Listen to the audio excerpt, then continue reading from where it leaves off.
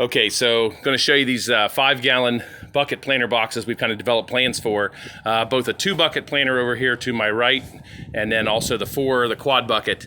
What I like about these are several things. First is the working height, right around 30 inches. So they're really perfect for anyone to be able to work. They can be planted with flowers, with vegetables, you name it, but all built entirely with 2x4s.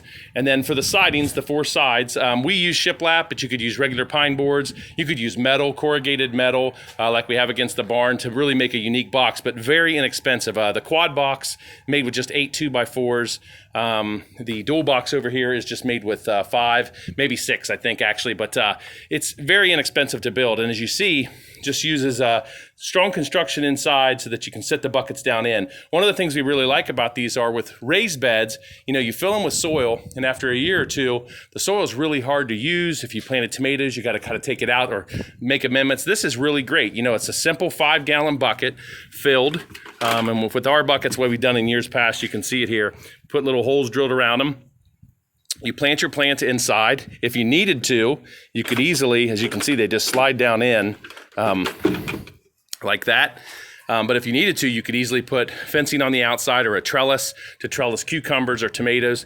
But at the end of the season, you can simply take these buckets out and you can throw them in your compost bin and fill them each year. You have fresh soil, easy to work with, not heavy. You can just a 5-gallon bucket, and really, really easy to work with. And you know what? They can paint them, stain them. It doesn't matter if you use treated lumber because the soil is never touching the wood.